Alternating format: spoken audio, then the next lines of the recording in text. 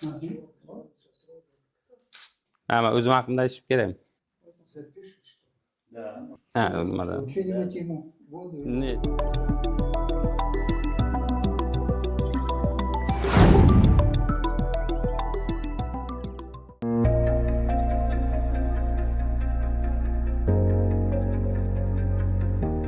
Matematika ko'pchilik o'ylagandek faqat hisob-kitobdan iborat emas. U nafaqat hisob ilmi, balki jamiki texnologiyalar rivojlanishida matematikaning roli juda katta.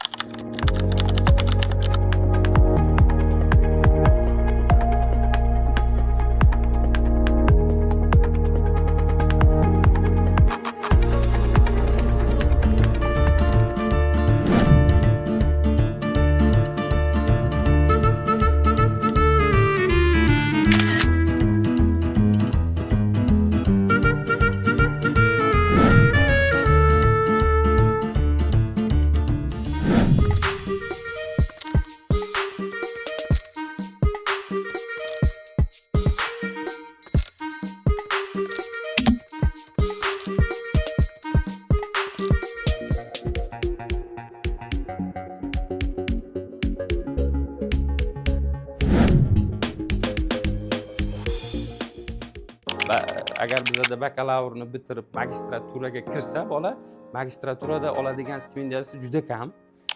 U o'qish kerakmi yo ishlash kerakmi? Ayni magistratura juda muhim bosqich. Masalan, tarix kitoblarini ko'pisiga ishonmayman. O'qishim mumkin, fakt ham kelishi mumkin. Fakt ham aslida agar konkret isbot bo'lmasa, yozib qoldirilgan narsani ham uni ham kimdir yozib qoldirgan. Agar o'sha payt qaror bo'lmaganda, men fan doktorlikni olmaganimda, men hali ham chet elda bo'lardim katta ehtimol. Ichki ishlarimizga tashqi sun'iy intellektni albatta kirgizmasligimiz kerak. Chunki u qanaqa ishlaydi, nima ishlaydi, informatsiyani qayerga jo'natadi bilmaymiz. Matematika kitobiga yolg'on aralashtira olmaysiz. Yolg'on bo'lsa, yolg'onligi darrov kelib chiqadi, uni isbotlasa bo'ladi. Yana yolg'on xato.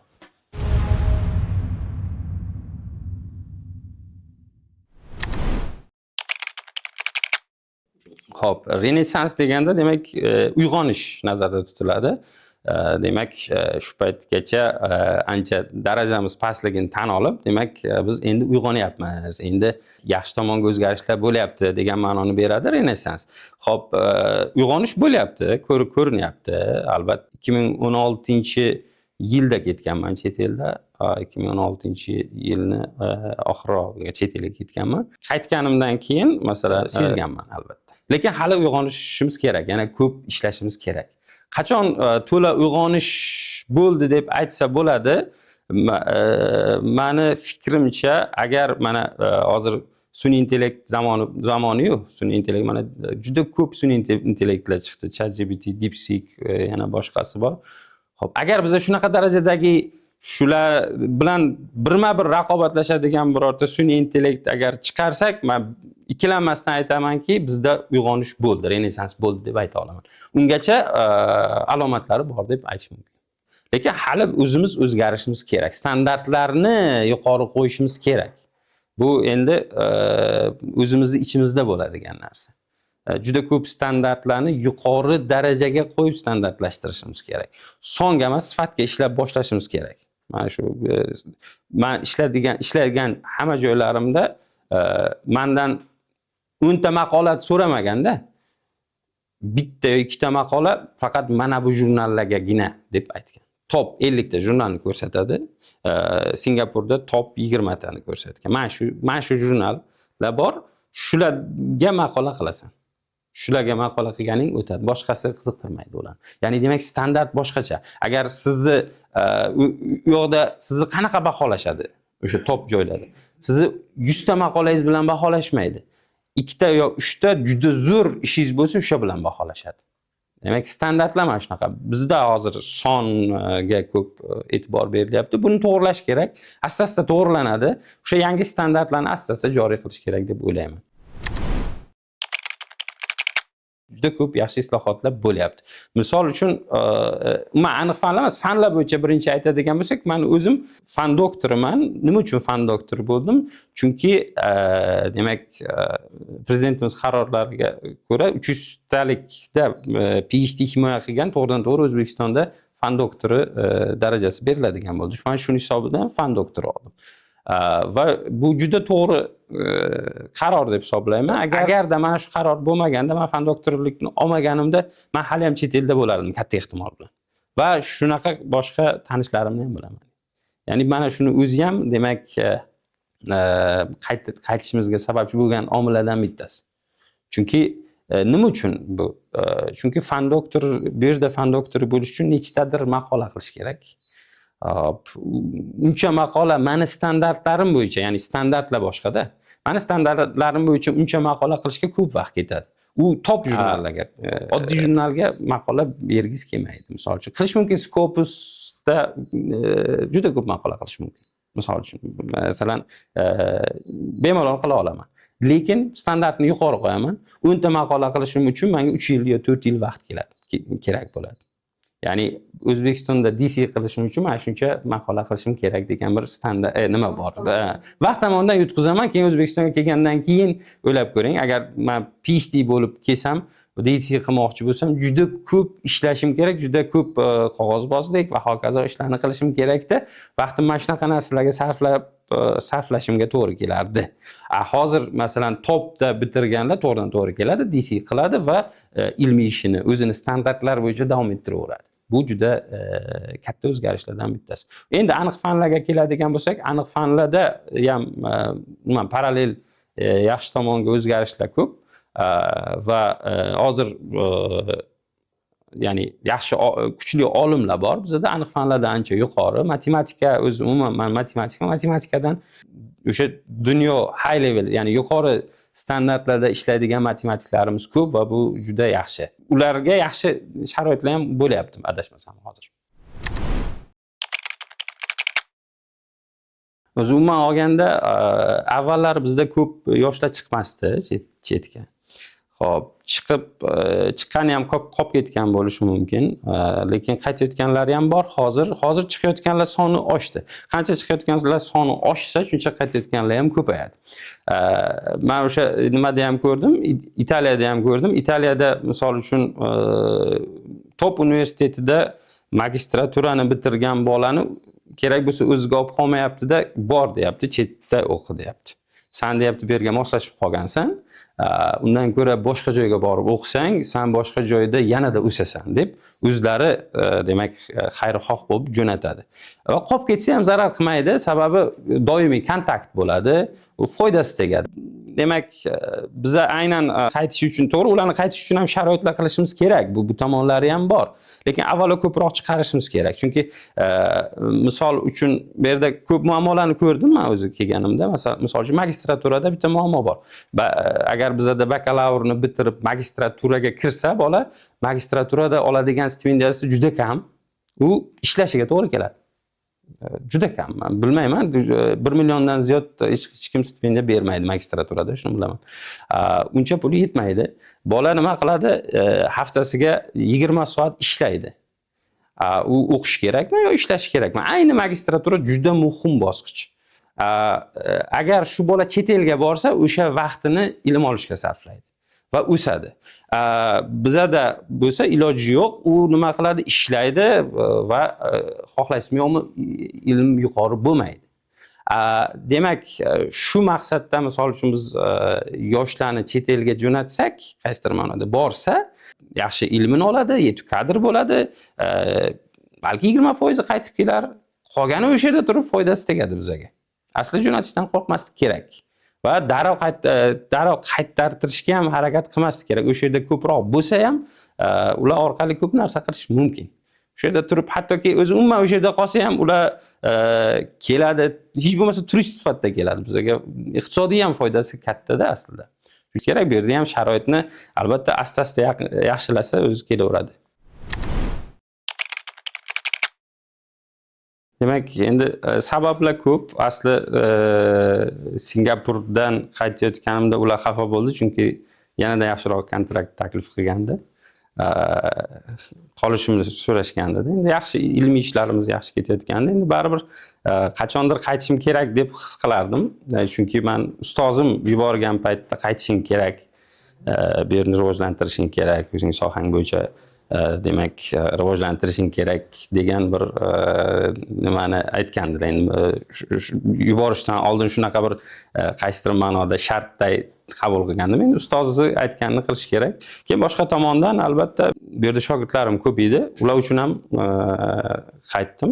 Boshqa tomondan endi asosiysi ota-onam shu yerda. Ota-ona uchun ham demak ota-onangizni olib ketib bo'lmaydi. Ota-ona uchun sabablar ko'p. Demak, hozir 1 yildan sal oshdi Romanovskiy nomidagi matematika institutida faoliyat olib boryapman. O'zi umuman olganda menga yoqdi juda ham shu. Birinchi men avval u yerda ishlamaganman. Men undan oldin Milliy universitetda ishlaganman O'zbekistonda. Lekin matematika institutida ish boshlaganimga 1 yildan sal oshdi. Muhit juda ajoyib. Umuman olganda o'sha Yevropa darajasidagi sharoitlar bor. Mana shu muhim. Demak, biblioteka, ya'ni kutubxona bor, ishlash uchun sharoit bor, boshqaruv ajoyib. Men olganda meni juda qoniqtirdi.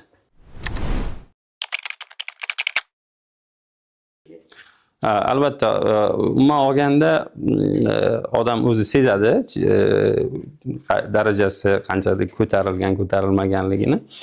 Hop, o'sha PhD'da o'qigan paytimda bir daraja ko'tarilganini his qilgandim. Ya'ni odam o'zi his qiladi. Keyin undan keyingi faoliyatim davomida ham ancha o'zimda qaysidir ma'noda o'sishni his qildim va tajriba, ya'ni qaysi ma'noda qaysi yo'ldan borsa to'g'ri ekanligini tushunib yetadi odam o'sha yo'nalish bo'yicha. Shu narsani anglab yetgandan keyin hozir yoshlarga to'g'ri yo'lni ko'rsatishga harakat qilyapman va bu qo'l kelyapti. Undan tashqari chet eldagi faoliyatim davomida juda ko'pchilik bilan tanishdim, ko'p olimlar bilan. Ular bilan doimiy aloqadaman. Aloqani yaxshi tomonlari shuki, masalan, yosh kadrlarni chet ellik bir yetuk olimlar bilan agar bog'lab qo'ysangiz, bu juda foydali. Shu imkoniyatdan foydalanyapman. Tajriba, ya'ni chet elda orttirgan tajribalarim juda ko'p ish beryapti. Yana standartlar ham bor. Masalan, chet el standartlari, chet el deganda ham endi aynan yuqori darajadagi joylarning standartlari bor. Men Fransiyada ishladim, Italiyada o'qidim va Singapur Milliy universiteti top 8-o'rinda turadi Quest reytingida. Standartlari yuqori. O'sha standartlarini o'rgandim. Qanaqa bo'ladi, nima bo'ladi? Shu standart bo'yicha hozir yoshlarni ham tayyorlayapman va ilmiy ishlarimni ham shu standart bo'yicha qilyapman. Yoshlarga ham, demak, shogirdlarimga ham shu standartni qo'llashga harakat qilyapman. Hozir sun'iy intellektga juda katta e'tibor berishimiz kerak. Albatta kerak. Bu men shunaqa deb hisoblayman. Chunki bu yog'i bundan bu yog'i shu bilan hisob-kitob qilishimizga to'g'ri keladi. Ko'p ish joylarini oladi, ular ko'p sohalarga kirib boradi ilojsiz. Endi o'ylab ko'ring, biz o'zimizni qanaqadir ichki ishlarimizga tashqi sun'iy intellektni albatta kirgizmasligimiz kerak. Chunki u qanaqa ishlaydi, nima ishlaydi, informatsiyani qayerga jo'natadi bilmaymiz. Shuning uchun o'zimizni sun'iy intellektimiz ustida qattiq ish olib borishimiz kerak, ishlashimiz kerak. Bu uchun matematikaning roli juda katta va bu yerda katta komanda ishlashiga to'g'ri keladi bundan buyog'iga. Buni tezroq boshlash kerak.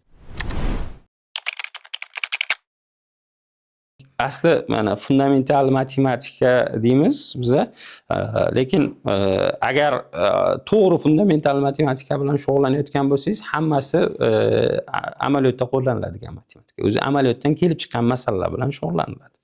Konkret kelib chiqqan bo'ladi, keyin bu yoqda o'sha nazariy qismi bo'ladi. O'sha nazariy qismi hal bo'lgandan keyin amaliyotga demak tatbiq qilinadi. Mana shu metodlar, o'sha nazariyni qilingan metodlari bilan amaliyotga tatbiq qilinadi.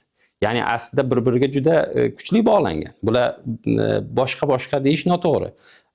Amaliy matematika bilan, masalan, fundamental matematika qanaqa? Men sodda qilib tushuntirishga harakat qilaman. Fundamental matematika konkret nazariy yechadi masalani. amaliy matematika shu yechilgan masalani qanaqa qilib tatbiq qilishni, aynan shu narsani qanaqa qilib tatbiq qilish yo'lini izlaydi va shuni tatbiq qiladi. Ya'ni boshqacha qilib aytganda, agar kompyuterga tushuntirish kerak bo'lsa, kompyuterga shu metodda tushuntirish yo'lini topadi. Va uni optimallashtirish yoki boshqa masalalar bilan ham shug'ullanadi amaliy matematika. Masalan, nazariyda biz mana shu joyga borsa bo'ladi deb yechim berishimiz mumkin. Mana shu yerga. Amaliyda shu biza bergan yo'ldan birinchi borib ko'radi, keyin uni optimallashtiradi. Qanaqa qilib yaxshiroq yo'l bilan, yaqinroq yo'l bilan borish mumkin? O'sha tomonlarni ko'radi. Ikkalasi albatta chambarchas bog'langan. DeepSeek hozir matematika bo'yicha DeepSeek yaxshiroq, kuchliroq, ChatGPTga nisbatan, lekin oddiy o'rtacha matematikdan past hisoblanadi o'sha sohasi bo'yicha. Ya'ni u hali unaqa oddiy, masalan, hali u Millennium Prize qo'ying, oddiy yechilmagan masalalarni ham yecha olmaydi. Hali u darajaga yetgani yo'q va u darajaga yetishishi oson emas. Oson emas, chunki inson bilan sun'iy intellektni bitta farqi bor. Inson cheksizlikni ko'ra oladi. Sun'iy intellekt cheksizlik emas, u qadamlar bajaradi. Qadamlar u balki 10 millionta qadam bajarar, lekin 100 millionta qadam yoki 10 darajasi 10 ta qadam bajarar, lekin cheksizga bora olmaydi hech qachon. Inson shu tomondan yuqori hisoblanadi. Shuning uchun matematik masalalarning ko'bisida qadamlar bilan qanaqadir tajribalar yoki boshqa narsalar bilan chiqavermaydi. U yerda o'zini anglab yetish degan joyi bor-da. Odam anglab yetadi, sun'iy intellekt anglab yeta olmaydi. Shuning uchun albatta undan foydalansa bo'ladi, lekin uni katta muammolarni yechadigan darajada hozircha kuchi yo'q. Hozircha ancha orqada. Masalan, elementar matematikani albatta bemalol yechib beradi. Universitet darajasidagi ayrim masalalarni yechib beradi, lekin ilmiy ish darajasidagi masalalarda demak hali unaqa katta narsa qila oladi deb o'ylamayman. Rivojlanyapti. Xo'p, masalan, ChatGPT, demak, agar ChatGPTga qaysidir misolni bersangiz, xato yechim beradi, men yechim mana shu deb turaveradi. Javob 1/2 chiqadigan bo'lsa, 1 chiqarib turaveradi. 1 chiqdi deydi. Misol uchun, u ya'ni xatosi bor. Uni hattoki ertaga to'g'ri yechim bergan taqdirda ham uni analiz qila olish kerak. U yerda ham inson darajasiga yeta olmaydi deb o'ylayman o'sha. Mana masalan matematikada yeta olmaydi. Qaysidir ma'noda, ya'ni qaysi ma'nodaki, masalan, meni soham bo'yicha deylik, men aynan o'zim soham bo'yicha desak, meni soham bo'yicha men darajamga yetish uchun demak juda katta hali nima kerak sun'iy intellektga. To'g'ri, bu sun'iy intellekt hamma soha bo'yicha qanchadir informatsiya biladi. Odam unaqa emas. Lekin odam qaysidir soha bo'yicha juda kuchli bo'lishi mumkin va sun'iy intellekt o'sha soha bo'yicha unga teng kela olmaydi.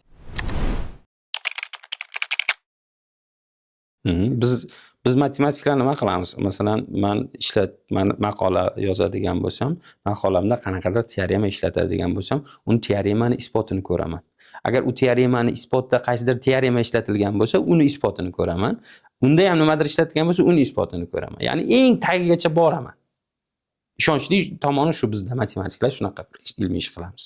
Ya'ni konkret isbotsiz bir ish qilmaymiz. Isbotiga boramiz. Agar u yerdan xato chiqsa, qaysidirdan, demak o'shani aytamiz, mana bu yerda xato bor ekan, agar tuzatish mumkin bo'lsa, uni tuzatamiz. Ya'ni bizada endi bilmadim kim qanaqa, har kim har xil ishlaydi, kimdir shunchaki suyanib ketishi mumkin. Masalan, men o'zim oxirigacha tekshiraman. Ya'ni eng maydasigacha boraman, to amin bo'lmagunimcha. Keyin ana shu teoremaga ko'ra, men shunaqa qildim deb konkret isbotini beraman. Boshqa masalan tarix bo'ladimi, boshqa bo'ladimi, u yerda yolg'on aralashgan bo'lishi mumkin, lekin matematika kitobiga yolg'on aralashtira olmaysiz. Yolg'on bo'lsa, yolg'onligi darrov kelib chiqadi, uni isbotlansa bo'ladi. Yana yolg'on, xato. Matematikada aldab bo'lmaydi. Boshqa tilda aytish mumkin, lekin mantiq bitta bo'ladi. Ya'ni mantiqqa suyangan va u yerda aldab bo'lmaydi. Shuning bizani sohada aldab bo'lmaydi. Iloj yo'q, ilojsiz. Shuning uchun shu soha ko'p rivojlanadi. O'sha asosiy nimasi bo'ladi. Men o'zim ham kitob yozaman, misol uchun. kitob juda ko'p olimlar o'zini sohasi bo'yicha kitob yozadi va bunaqa kitoblar juda ko'p. Xo'p, nima uchun bu masalan tillarga doston bo'lib ketmadi degan savol bo'lishi mumkin. Chunki sohalar tor. Qaysi ma'noda? Masalan, meni soham bilan kamchilik shug'ullanadi yoki boshqa bir matematikning sohasi bor, uni o'zi kamchilik shug'ullanadi. Ya'ni kamchilik qaysi ma'noda? Uni ko'pchilik tushuna olmaydi. Ya'ni o'zi ommaviy qilib bo'lmaydi-da u narsani. Bu konkret ilmiy narsa. Ilmiy narsa, masalan, men deylik bir algebradan qanaqadir oxirgi ilmiy natijani deylik natijalar yig'ilgan kitobni o'qishga o'zimga motivatsiya topishim kerak. Men analizchiman, men o'zim soham bor. O'sha vaqtimni o'zimni ilmiy sohamga bag'ishlab ko'proq natija olishim mumkin-da. U men informatsiya sifatida qabul qilishim mumkin, lekin u yerda har bitta o'qigan narsamni tagigacha yetib borishim kerak-da. Mana matematik deganda tushunmasligimiz kerak. Matematika bo'yicha hamma sohani biladi deb tushunmasligimiz kerak-da biz. Matematik aslida keyin paydo bo'ladi. Mana maktabdagi u elementar matematika, universitetdagi qaysidir darajadagi matematik, keyin matematik paydo bo'ladi. Keyin ana ilmdan keyin matematik paydo bo'ladi va u yerda matematikada juda ko'p sohalar bor. Uni hammasini biladigan matematik yo'q. Hammasini biladi. O'zini sohasi bo'ladi yoki kattaroq sohasi bo'ladi, o'sha katta sohasini yaxshi biladi. Shuning uchun aytmoqchimanki, masalan, kitoblar ko'p, har bitta sohasi bo'yicha o'zining kitoblari bor va ommalashmasligini sababi uni ko'pchilik tushunmaydi. Uni ichidagi asl haqiqat, konkret matematik, konkret narsa bor, juda ko'p narsalar bor. Faqat uni yo'lda, avtobusda shunchaki o'qib ketib bo'ladigan kitob emas-da ular. Chiqyapti, bo'lyapti, albatta bunaqa kitoblar bor. Tarixda masalan ertakda yozganda yozib bo'lmaydi. Agar normal matematik kitob hozir yozadigan bo'lsangiz, unaqa qilib yozib bo'lmaydi. Hozirgi masalan mana shu texnologiyalaringizda qo'llaniladigan matematikani uncha odam tushunmaydi. Yaxshi tushunmaydi, o'zini tor sohalari tushunadi faqat. Hozir hamma joyda matematika, mana shu sun'iy intellekt tagi matematika. Mana shu kameraga olyapsiz, uni tahlil qilyapti, boshqa qilyapti. Hammasi matematika. Sizni yuzingizni tanishadi. Masalan, kamera taniydi-yu. Matematika u ham, to'liq matematika hammasi. Uni o'zini sohasi bor, men o'zim ham tushuntirib bera olaman, lekin u o'sha tushunadigan odamlarga tushuntirib bera olsa bo'ladi. Bizga nima talab qo'yilgan, masalan, olimlarga har yili nechtadir maqola qilasan, Scopus'da bo'lsa buncha, buncha bo'lsa buncha, sen qancha yuqori jurnallarga qilsang, shuncha senga ball beriladi, foiz beriladi va hokazo. Men shu bilan o'lchanadi. Xo'p, ular shu standart bo'yicha shunaqa maqolalarni o'shanaqa joylarga qiladi. Masalan, bu jurnalga konkretni agar maqola bersa, nima yutadi? Shuni qo'yish kerak. Net qo'yish kerak-da, masalan. Nima yutadi ular? Shu kamroq vaqt sarflaydida bunaqa bir nimasini bermasdan maqola qilishi mumkin. Men bilmayman qanaqa maqola chiqqan, qanaqa nima qilgan. Agarda misol uchun jurnal juda yuqori darajadagi jurnal bo'lsa va talablari yuqori bo'ladigan bo'lsa, unga bitta maqola chiqargandan keyin mana bunaqa priz olish bor desa agar, ko'rasiz keyin reyting qanaqa maqola kelishini. Uchib keladi keyin. O'zi ayni hozirgi zamonda kelib matematika fani boshqalariga aloqasi juda kuchayib ketdi. Juda ko'payib ketdi. Hozir matematika juda ko'p sohalarda ishlatiladi. Endi iqtisodda, fizikada aniq uni aytmasa ham bo'ladi. Iqtisodda ham juda yuqori darajada ishlatilyapti hozir. Yuqori darajada ishlatyapti. Biologiyada ham ishlatiladi. Biologiyaning ko'p masalalari bor. U differensial tenglamalar keladi. Differensial tenglamalarni keyin boshqacha qilib o'rganishadi. Geologiyada ham juda ko'p qo'llaniladi. Hozir umuman hattoki demak, masalan Google ni tarjimasi bor yoki boshqasining tarjimasi bor. O'shalarning tagida matematik algoritmlar yotibdi-da. Chunki grammatikani tushunish kerak. Ikkita narsani biladigan odam kerak. Bu yoqda ham grammatika, tilni yaxshi tushunish kerak, ham bu yoqda matematikani yaxshi biladigan odam kerak. Shuning uchun ham matematika u sohalarda ham bor. Juda ko'p hozir sohalarga berilyapti. Men san'at qiziqmayman. Endi bilmayman. Yo'q. Konkretniy. Chunki asosiy vaqtim faqat matematika bilan o'tadi va matematikaning tatbiqlari bilan o'tadi. To'g'ri, san'at nimasi bor bizda? Unga qiziqadigan joylarim bor, faqat grafiklar ma'nosida qiziqaman. Mana men soham kompleks dinamik sistemalar, fraktallar bor, fraktallar. Konkretniy o'sha funksional dinamikasini o'rgansangiz, fraktallar hosil qiladi. Fraktallarni ko'rsangiz chiroyli, ixtiyoriy bo'lakka o'ziga o'xshaydi. Va tabiatda ham bunaqa demak fraktal sifat narsalar ko'p. Shu tomondan qiziqaman. Mandelbrot to'plami bor, men o'zim shug'ullanganman uni ustida. Agar bir rasmini ko'rib qiziqib ko'rsangiz, uni ham san'at desa bo'ladi va uni ishlatishadi, adashmasam san'at. Endi ichingizda hissiyot bo'lmasa baribir nimasi yo'q ekan. Men undan ko'ra bir masala ko'rsam, unda maza qilaman. Ya'ni odam boshqacha bo'ladi-da, endi har kim har xil. Adabiyotga albatta qiziqaman. Ko'p adabiyotlar o'qiyman. Abdulla Qodiriyni ko'p o'qiganman, ko'p nimalarni juda ko'p o'qiyman. Agar o'qigan kitoblarimni aytib bersam juda ko'p. Rumiyni ko'p kitoblarini o'qiganman. Chet el adabiyotlaridan ayrimlarini o'qiganman. Chet el adabiyotlari to'g'ri ko'p maqtashadi, menga yoqmaydi ko'pisi. Yoqadigani ham bor, albatta. Hozir masalan juda maqtab aytishadiganlarini ichida men ziddiyat ko'raman-da. O'sha uchun menga yoqmaydi. Matematik sifatida o'qiyman men. Ixtiyoriy kitobimni matematik sifatida o'qiyman. Qaysi ma'noda? Bir nimani aytdi-da o'zicha xulosa qiladi, adabiyotda ham xulosa qiladi, mana shu bo'lgan shu. U misol keltirib xulosa qiladi. Matematikada misol bilan isbot qilib bo'lmaydi hech nima. Siz 100 ta misol keltiring, bir teoremani isbotlay olmaysiz. Xato bo'lishi mumkin o'sha nima. Men o'sha har bitta mulohazani o'zim tahlil qilaman, to'g'rimi yo'qmi? Tahlil qilaman, agar to'g'ri bo'lsa qabul qilaman va ko'pisida ziddiyat ko'raman. Nimaga? Chundir o'sha narsa, o'sha kitoblarni propaganda qilishadi va o'shanaqa g'oyalarni singdirishga harakat qilishadi. Masalan, bestseller deydi, boshqa deydi. To'g'ri bestseller bo'lishi mumkin, qanaqadir boshqa madaniyatni bestsellerda u. Har bitta joyning o'zining madaniyati bor. Shuning uchun o'qidim chet el adabiyotlarini va ko'p ziddiyatlar ko'rdim, menga to'g'ri kelmaydigan narsalarni ko'rdim. Shuning uchun hozirgi o'qiydigan adabiyotlarim ko'pisi o'zimiz allomalar, eski. Masnaviy ham bor, keyin ichindadir degan juda yoqqan menga. Uni ham tahlil qilish oson emas.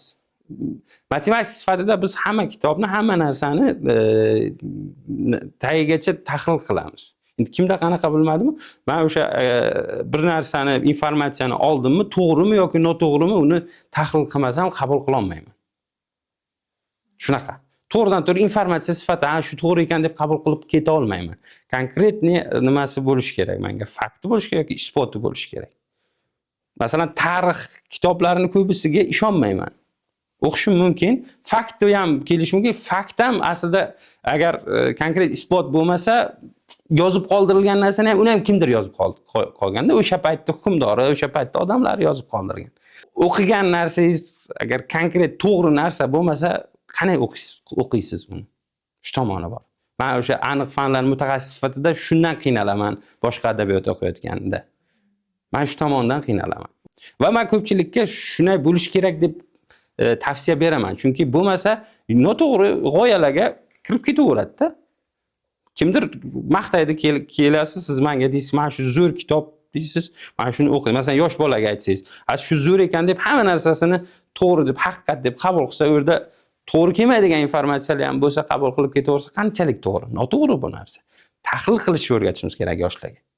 Shuning uchun men o'zim shunaqa qilaman. Tahlil qilaman, konkret tahlil qilganimni qabul qilaman, bo'lmasa qolganini qabul qilmayman. Va agar juda ko'p ziddiyat ko'rsam, o'qimay qo'yaman shu kitobni. Shuning uchun chet el adabiyotlarining ko'pisini o'qimay qo'yganman. Meni o'zimning yo'nalishim O'zbekiston uchun yangi.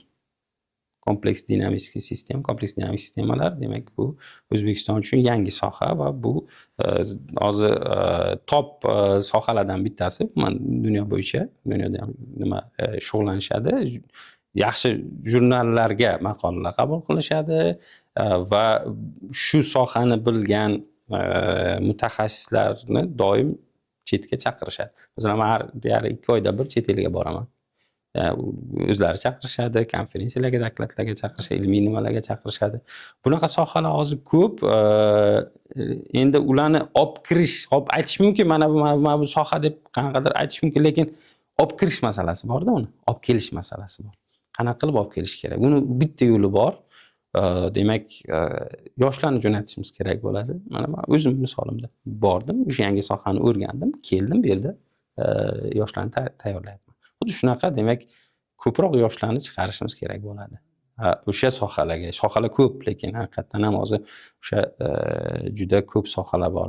Kriptografiya juda ko'p rivojlanib ketgan. Balki o'zimizda ham bordir, lekin top darajadagi kriptografiyalar masalan Amerikada juda rivojlangan, o'zining rivojlangan joylari bo'ladi-da, sohalar. O'sha joylarga yuborishimiz kerak. Misol uchun sun'iy intellektdan matematikadan uzoq emas va sun'iy intellekt hozir ayni matematika ikkalasi nima. O'sha soha bo'yicha ko'proq o'sha sohani konkret olib kirish bizda bor, yo'q emas, bor. Lekin sun'iy intellekt deganda bitta sohada tushunmaslik kerak. U ham matematikaga o'xshab juda bir katta yo'nalishlarga ega. Shuning har xil yo'nalishlari bor. O'sha yo'nalishlar bo'yicha yoshlarni jo'natib bu sohalarni olib kirish kerak. Hozirgi zamonaviy sohalar juda ko'p.